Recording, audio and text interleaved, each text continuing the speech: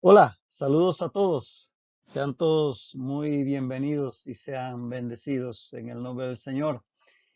Qué gusto que estemos juntos nuevamente para seguir en este estudio de la palabra de Dios.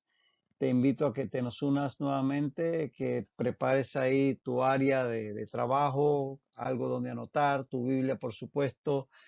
Por cierto, que estamos por comenzar el capítulo 25 del Evangelio de Mateo, así que bien puedes ir abriendo tu Biblia física o digital en la versión de tu preferencia en el capítulo 25 de Mateo. Vamos a iniciar hoy el estudio de este capítulo 25 que continúa, dicho sea de paso, el discurso del Sermón del Monte de los Olivos. Así que ahí vamos a dar inicio en este momento. No sin antes, como siempre, pedir a nuestro buen Dios que nos guíe a través de estos 30 minutos de estudio de su palabra. Amado y bendito Dios, alabamos tu santo nombre y te damos gracias, Dios, por la oportunidad de cada día caminar a tu lado y poder conocerte cada día más. Señor, necesitamos de tu Espíritu Santo para comprender tu palabra y que ella guíe nuestros pasos. Te lo pedimos ahora, en el nombre de Cristo Jesús. Amén. Así es. Capítulo 25 de Mateo. Aquí estamos. Estamos frente a este capítulo con el que va a concluir Jesús el Sermón del Monte. Y es un capítulo fácil de bosquejar. Fíjate que es un capítulo que contiene siempre dentro del contexto del Sermón del Monte de los Olivos solamente 3 porciones. Y aquí las tienes. Contiene la parábola de las 10 vírgenes, versículos 1 al 13, la parábola de los talentos, versículos 14 al 30, y el juicio de las naciones, versículos 31 al 46. Son las 3 porciones en que se divide el capítulo 25 de Mateo y que, como decíamos, junto con con el capítulo 24 que terminamos de estudiar en la ocasión pasada, encierran el llamado discurso o sermón del Monte de los Olivos. Así que vamos a empezar en esta ocasión con la primera de sus partes, que es la parábola de las 10 vírgenes, que está en los primeros 13 versículos. Ubícate en esa área y damos inicio a esta porción. Dice así, Mateo 25, 1 al 13. Bueno, te adelanto que no encontramos esta parábola en ninguno de los otros evangelios, ni en los sinópticos, ni en Juan. Así que este sería un texto exclusivo de Mateo, para que lo tengas presente y pues lo anotes ahí al margen. Mateo 25, 1 al 13. Entonces el reino de los cielos será semejante a 10 vírgenes que tomando sus lámparas salieron a recibir al esposo. 5 de ellas serán prudentes y 5 insensatas. Las insensatas, tomando sus lámparas, no tomaron consigo aceite, mas las prudentes tomaron aceite en sus vasijas, juntamente con sus lámparas. Y tardándose el esposo, cabecearon todas y se durmieron. Y a la medianoche se oyó un clamor: aquí viene el esposo, salid a recibirle. Entonces todas aquellas vírgenes se levantaron y arreglaron sus lámparas. Y las insensatas dijeron a las prudentes: dadnos de vuestro aceite, porque nuestras lámparas se apagan. Mas las prudentes respondieron diciendo: para que no nos falte a nosotras y a vosotras, id más bien a los que venden y comprad para vosotras mismas. Pero mientras ellas iban a comprar, vino el esposo, y las que estaban preparadas entraron con él a las bodas, y se cerró la puerta. Después vinieron también las otras vírgenes diciendo: Señor, Señor, ábrenos. Mas él respondiendo dijo: de cierto os digo que no os conozco.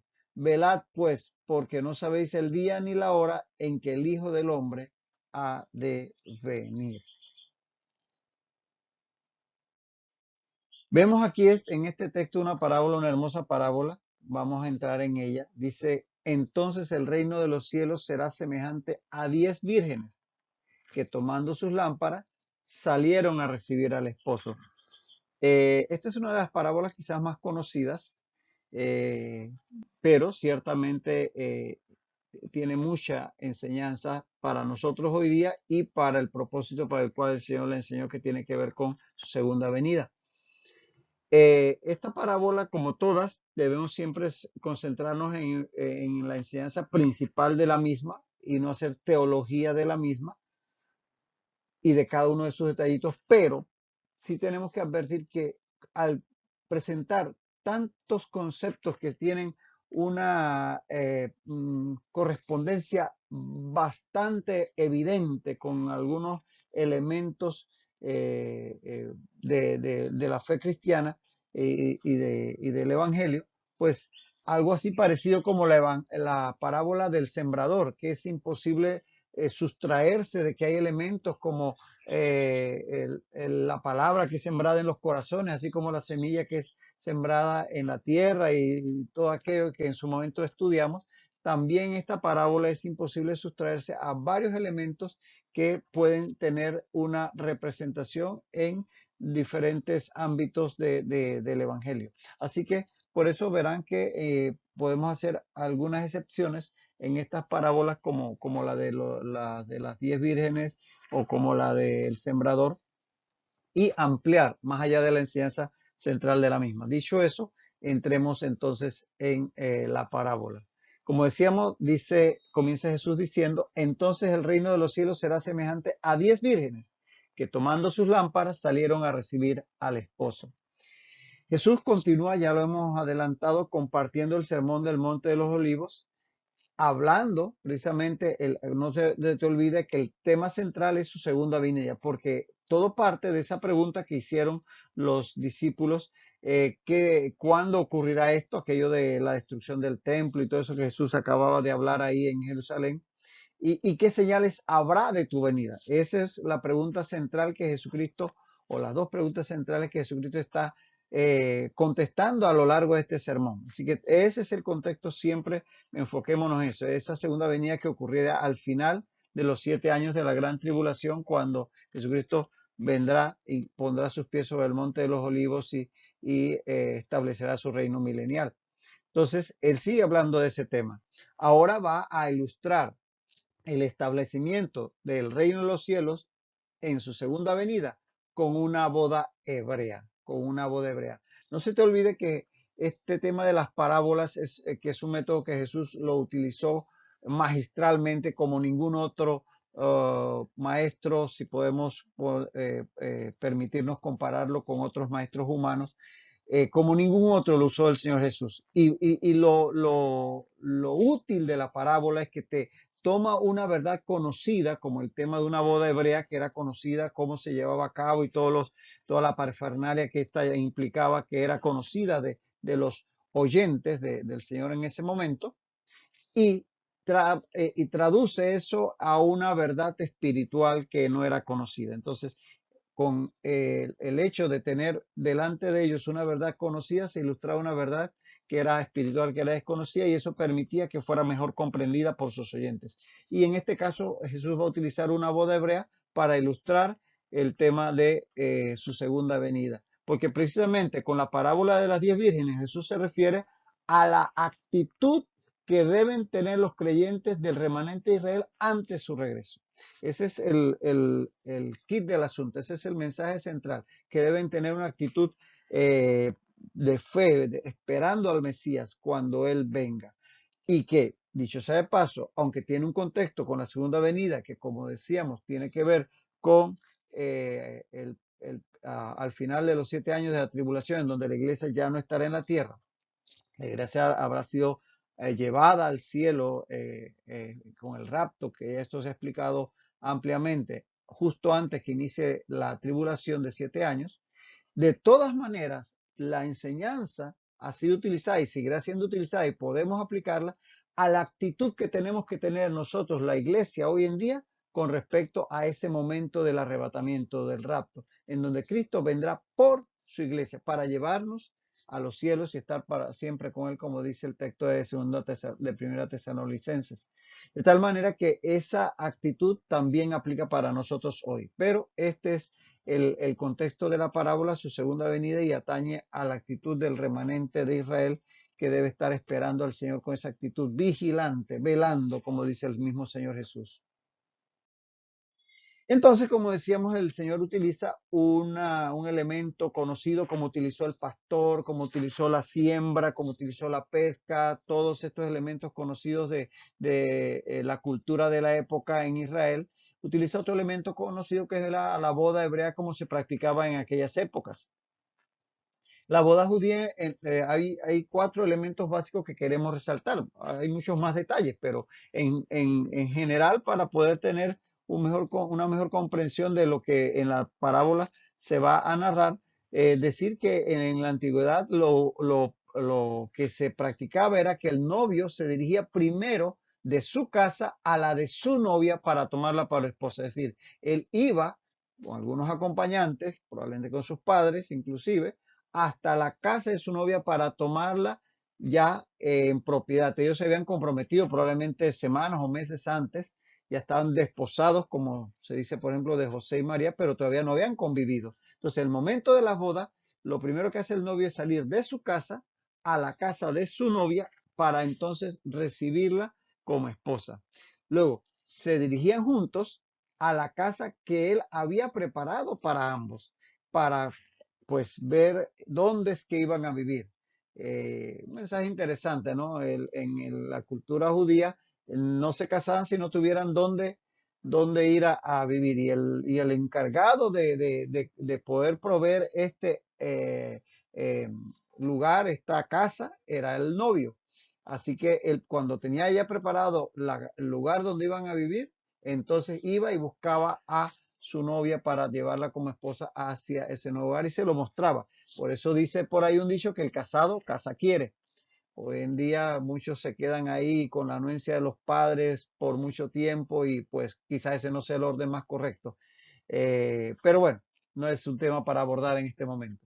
Se dirigían juntos a la casa que él había preparado para ambos, el novio. Luego, acompañado de un cortejo de amigos y amigas, iban al lugar donde se celebrarían el banquete de bodas. Entonces, el primero iban a la casa donde iban a vivir, él se la mostraba a su esposa que viera que tenía donde recibirla ya como esposa y de ahí entonces salían con un cortejo que los venía acompañando o que los iba a acompañar para ir a celebrar el banquete de las bodas donde se iba a recibir y a veces hasta por varios días a los amigos, familiares para que celebraran junto con ellos.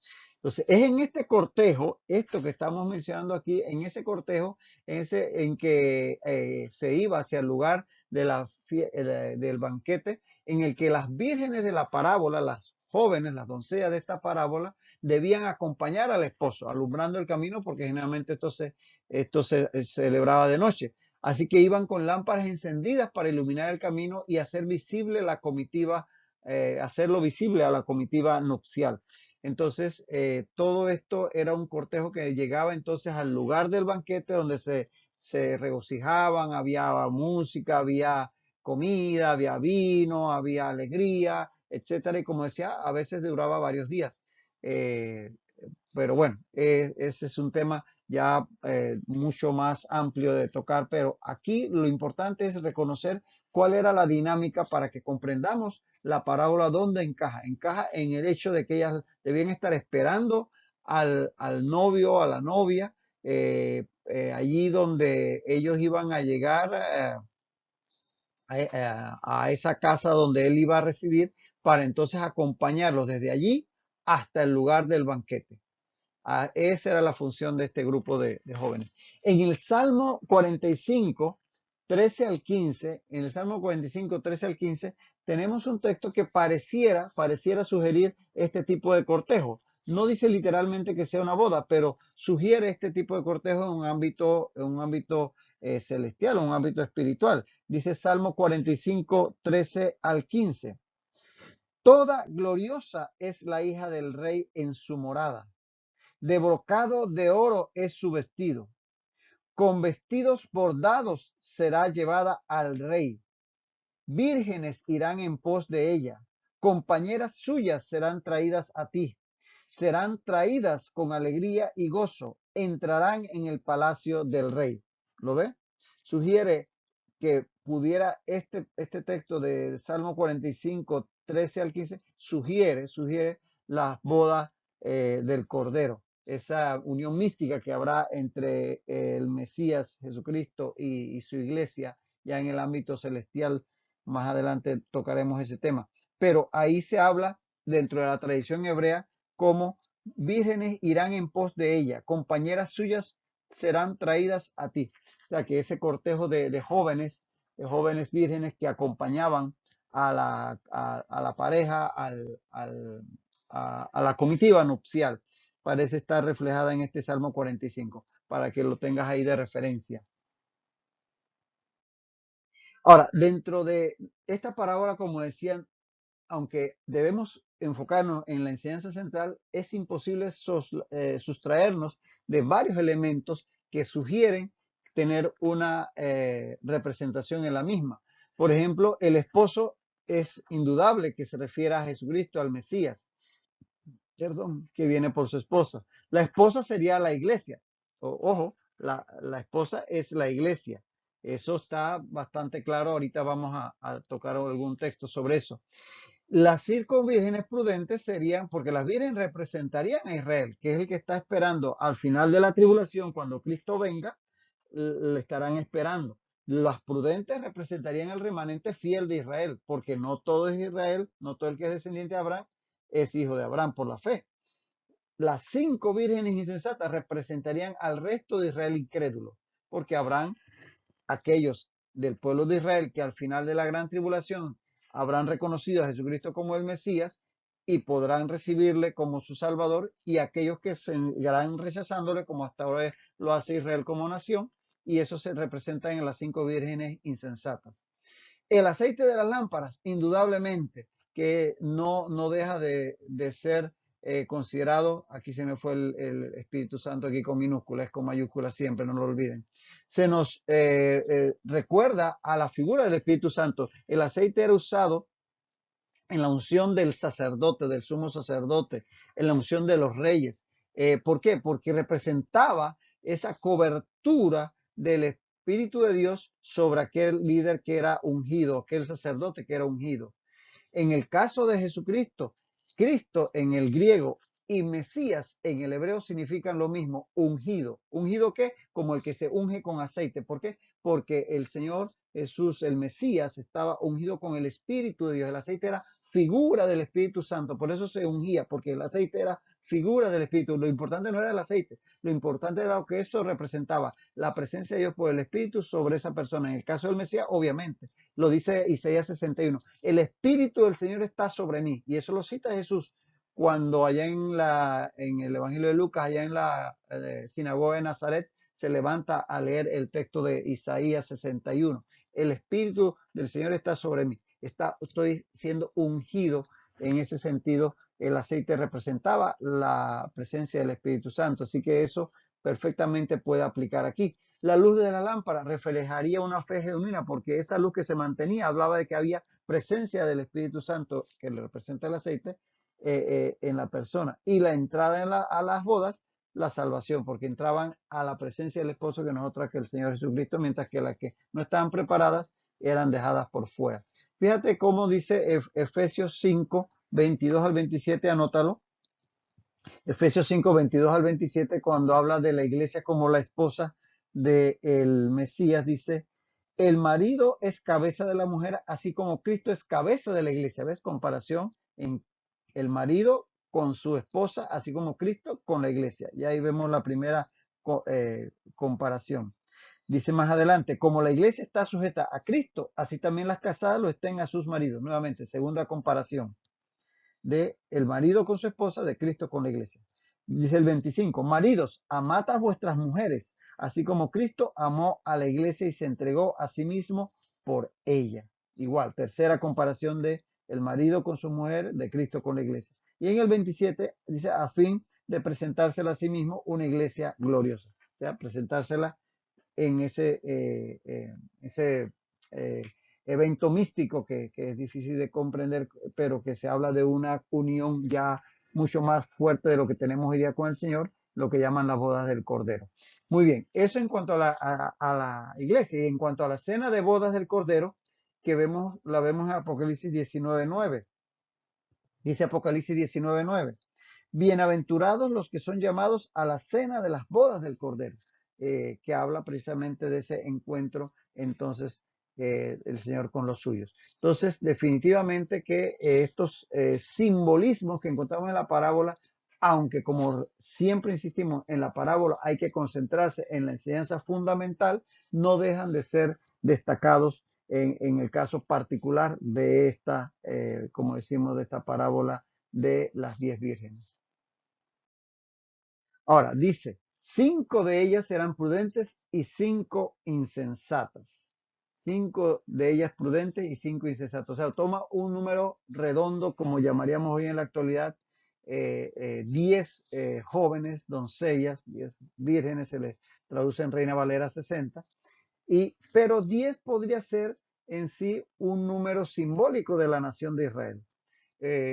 ¿Y por qué lo decimos? Porque encontramos varios elementos a lo largo de la escritura que señalan cómo el 10 era muy importante para la nación de Israel. Por ejemplo, una sinagoga se podía abrir si había 10 varones adultos, más allá de los 13 años, cuando ya se considera la mayoría de edad y la responsabilidad del varón. Así que una sinagoga se podría abrir en cualquier pueblo, aldea, ciudad, si había 10 varones judíos. Así que el 10, como vemos, era importante en ese sentido. Se requerían 10 varones para juzgar un asunto en la antigüedad en Israel. Ahí tienes el caso de Booz en Ruth 4:2, cuando desea tomar a Ruth por esposa y aquel pariente que era más cercano rechaza la opción que le convenía, que le era permitido. Y entonces, para que esto quede claro y como quien dice, hayan testigos de lo mismo, en Ruth 4:2 dice que vos tomó a 10 varones de los ancianos de la ciudad y les dijo, sentaos aquí, ahí a la puerta, para que ellos fueran testigos de que aquel pariente más cercano rechazaba tomar a Ruth por la esposa y por tanto Booz, que era el segundo en parentesco, tomaría a Ruth por esposa. 10 varones eran necesarios para hacer una especie de juicio en Israel. También tenemos que el 10 se usa en el tiempo al final de los tiempos como se utiliza como símbolo de prueba. En Apocalipsis, el tiempo completo de prueba, o sea, el tiempo total que se atravesará una prueba. En Apocalipsis 2:10, hablando a las 7 iglesias, dice, no temas en nada lo que vas a padecer. Tendréis tribulación por 10 días. Obviamente, podría uno tomar esto como 10 días literales, pero por el contexto de este pasaje, sugiere que esos 10 días representan el tiempo total que se tendrá la prueba esa iglesia en los últimos tiempos. Entonces, definitivamente que es también algo que podría hablar de lo que representa este número para el pueblo de Israel. Y también, según Josefo, al menos 10 varones debían reunirse para comer el cortejo pascual. Eso lo vemos en los escritos de Josefo, que sabemos que era un historiador judío del primero, segundo siglo después de Cristo. Ahora, interesante podríamos agregar aquí que probablemente por este simbolismo del número 10 de ser un número de plenitud para Israel, probablemente podríamos pensar que probablemente por esto Abraham se atrevió a bajar la exigencia ante el ángel del Señor que se le apareció cuando iba a destruir Sodoma y Gomorra y llegar a interceder ante él hasta por 10 justos. En Génesis 18:32 te recuerdan la conversación 50, 40, 30, 20, hasta 10 se atrevió Abraham a pedir. Dicen en Génesis 18:32 al 33. No se enoje ahora mi señor si hablare solamente una vez. Quizá se hallarán allí 10. No la destruiré, respondió, por amor de los 10. Y Jehová se fue. Es decir, que hasta 10 se atrevió a pedir a Abraham. Probablemente pensando en esto que 10 era el límite para pedir clemencia por un pueblo. En fin, todo esto para hablar de que 10 vírgenes probablemente está hablando de un número representativo de la nación de Israel, algo más bien simbólico. El tema de la numerología en la Biblia, a pesar de que es un tema que hay que tenerlo con mucho cuidado, porque se puede encontrar muchas exageraciones en esto, no deja de ser un tema que vale la pena en algún momento examinar, porque sí hay mucha enseñanza detrás de los temas de los números, pero se tiene que abordar con mucho cuidado porque se tiende a alegorizar demasiado. Y esto que estamos aquí planteando básicamente es una sugerencia y no es algo que debe de ponérsele demasiado énfasis porque se puede caer, como digo, en algunas alegorías exageradas. Ahora, los mandamientos de la ley, se nos quedaba ese último punto, eran 10 los que estaban en la ley de Moisés, los que presentaban las 2 tablas de la ley. Así que todo esto nos enfatiza el tema de que el 10 es un número importante y posiblemente por eso lo escogió el Señor Jesús en el tema de la parábola, pero no es lo más importante, sencillamente como para darte un contexto de esta simbología. Ahora, las circunstancias, en este caso, las circunstancias en la parábola, para ambos grupos, las 5 prudentes y las 5 insensatas, eran iguales. Es decir, ambas presentaban iguales circunstancias. Por ejemplo, todas eran jóvenes doncellas. El griego ahí es partenois. Partenois viene del griego partenos, que significa mujer virgen, mujer que no ha tenido varón.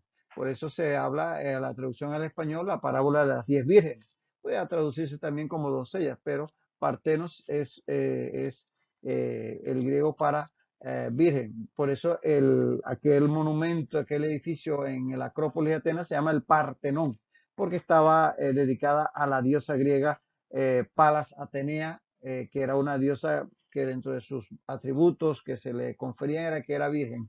Y por eso era llamada Partenos también, y Partenón, el edificio del templo dedicado a ella. Pero bueno, aquí las jóvenes doncellas eran partenois, eran doncellas vírgenes. Todas lo eran. Y todas estaban a la espera del esposo, de la comitiva donde venía el esposo y seguramente también la esposa.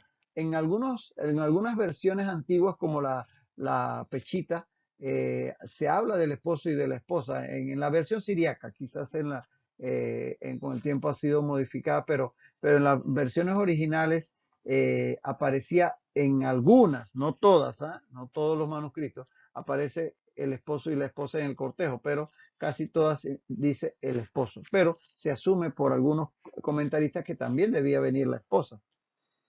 En fin, todas las jóvenes estaban esperando al esposo y todas tenían lámparas. No era que una tenían lámparas y otras no. Y todas estaban encendidas al inicio porque decían, después más adelante lo leeremos, se nos apagan. Entonces, ninguna sabía a qué hora llegaría el esposo. Así que todas estaban en las mismas circunstancias. La diferencia no estaba en las circunstancias externas, sino en la actitud interna. Es decir, la diferencia no era si una tenía más información que otra, si una sí sabía a qué hora iba a llegar el esposo y la otra no, si una le entregó 3, 4 lámparas y a otra nada más una, no. Todas las circunstancias eran iguales para todas. La diferencia estaba en la actitud interna. Ahí estaba la diferencia. 5 eran prudentes, es decir, tenían un pensamiento equilibrado, balanceado, sería el término como se traduce aquí, prudencia. Y 5 eran insensatos, es decir, no tenían un pensamiento muy balanceado, eran faltas de sabiduría. La diferencia era interna, no externa.